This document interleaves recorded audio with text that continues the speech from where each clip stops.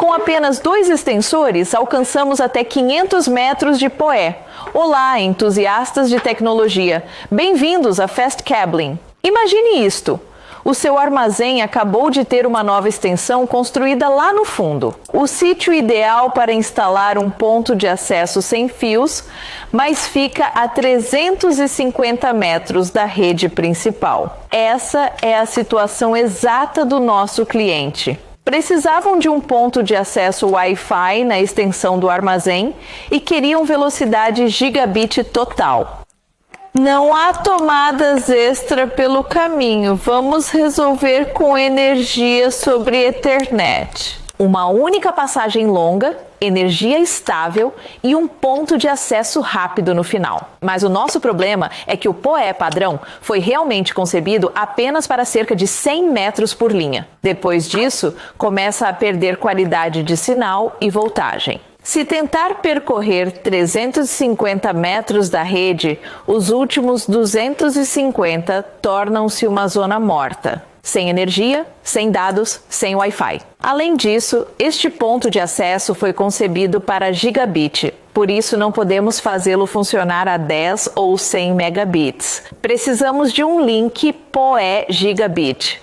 A solução comum é ligar extensores PoE em série. 100 metros, extensores, mais 100 metros, extensores e assim sucessivamente, mas isso acarreta os seus próprios problemas. Mais dispositivos significam mais pontos de falha. E por vezes, instalamos pequenos switches a meio de uma vedação ou num poste, o que se torna um problema de manutenção. Em vez disso, esta é a solução que usamos hoje. Os nossos kits de extensão de ligação Gigabit PoE de 300 metros. Este kit permitiu-nos chegar a 500 metros de PoE com só 2 extensores. Veja a distribuição da distância. Podemos percorrer até 100 metros da rede principal até o extensor 1. Depois, até 300 metros de cabo entre o extensor 1 e o extensor 2. E depois, mais 100 metros do extensor 2 até ao ponto de acesso. Assim, são 500 metros no total com apenas 2 extensores em toda a cadeia. Sem switch ativo no meio num poste, sem ligar em série 4 ou 5 caixas. Menos dispositivos significam menos avarias. Eliminar esse dispositivo ativo intermédio melhora a fiabilidade e facilita a manutenção. Se algo correr mal, terá realmente apenas 2 extensores e um longo cabo para verificar. Agora, vamos percorrer a instalação, porque há alguns detalhes que não quer errar. Primeiro, preste atenção à orientação. Cada extensor tem uma porta de entrada e uma de saída. E para esta secção longa de 300 metros entre eles, vamos inverter o primeiro extensor para que a entrada fique virada para a entrada do segundo extensor. O que é que isto quer dizer? Normalmente liga o router à porta de entrada, certo? Mas hoje vamos ligar à porta de saída do nosso extensor. E depois ligamos o cabo Ethernet de 300 metros. A porta de entrada. Vamos a isto.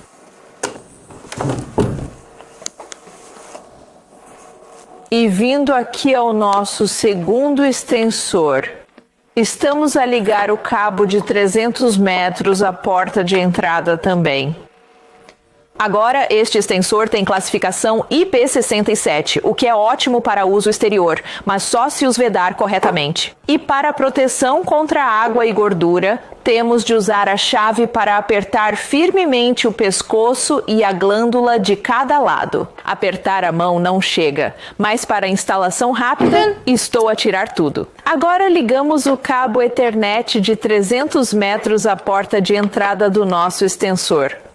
Usamos outro cabo Ethernet para ligar a porta de saída.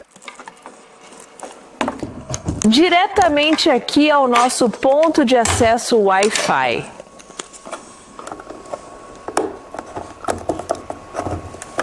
Certo!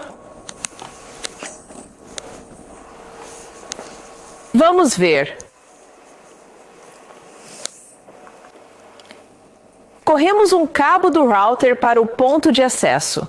À primeira vista, tudo parece bem, mas sem luzes acesas, nada passou. Isto é o que verá se esquecer do PoE na origem. O problema é que não há alimentação PoE. Os nossos extensores são alimentados por PoE. Precisam de energia sobre Ethernet para aumentar a energia e os dados na linha. Para corrigir isto, vamos adicionar um switch PoE aqui com o router. Muito bem, deixe-me desligar o cabo. E colocar o nosso switch PoE aqui. Vamos ligá-lo. Vou ligar o nosso cabo de corrente alternada. Certo, está ligado. Vou usar um cabo curto para ligar o router ao nosso switch para dados. E depois ligar o nosso cabo de ligação curto ao nosso switch PoE. Assim, podemos injetar energia e dados no nosso primeiro extensor. E isso alimenta ambos os extensores ao longo da cadeia. E com isso resolvido, vamos ver o desempenho. As luzes indicadoras estão a acender.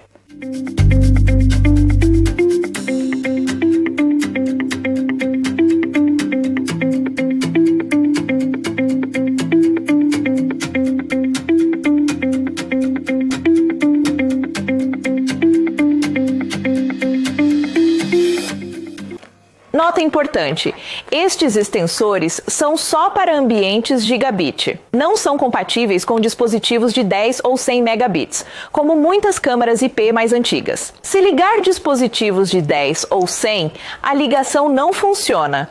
Use-os com switch e dispositivos gigabit. Agora, como parte da nossa ligação é exterior, também temos de pensar na proteção contra picos de tensão. Cabos longos podem atuar como antenas para picos de tensão causados por raios, mesmo sem impacto direto. Adicionamos um protetor contra sobretensões em ambas as extremidades. Agora, aqui na nossa sala de controlo, como isto é interior, podemos usar o nosso protetor contra sobretensões PoE para interiores. Uma coisa é que temos de virar a porta de entrada para o nosso cabo longo. Precisamos de o ligar à linha de extensores mesmo antes dela. Vou desconectar o cabo Ethernet de 300 metros e conectá-lo ao protetor contra sobretensões. Depois, use outro cabo curto para ligar a porta de saída para podermos ter energia limpa diretamente de volta à porta de entrada do nosso primeiro extensor. Mesmo antes do extensor. Certifique-se de que liga o protetor à terra. E outro protetor contra sobretensões está ao lado do nosso segundo extensor. Este é o nosso protetor PoE exterior, também IP67, mas estou a retirá-lo para instalação rápida. Dessa forma, a energia de pico é limitada antes que possa atingir os nossos extensores. Mais uma vez, use o cabo Ethernet de 300 metros, ligue-o à entrada do protetor exterior. Use outro cabo Ethernet, ligue a saída, a entrada do nosso extensor. É um pequeno investimento, comparado com a substituição de equipamentos, ou com inatividade após uma tempestade. Aterre-o também. Este protetor exterior tem montagem encalhadinho. Então, agora terminamos. Antes de terminarmos, gostaria de compartilhar dicas importantes sobre o uso do PoE em maiores distâncias. Em primeiro lugar, a escolha do cabo. Utilize cobre maciço como Cat 5e ou Cat 6 e não CCA. cobre, argila ou alumínio. O CCA pode ser mais barato, mas tem uma resistência significativamente maior. E essa diferença é crucial para energia estável quando se está a centenas de metros de distância do switch. Segundo o orçamento de energia PoE, se o switch não der energia PoE suficiente para o percurso e os APs Wi-Fi, tem uma opção. Em vez de depender apenas do switch, pode alimentá-lo com um injetor PoE++.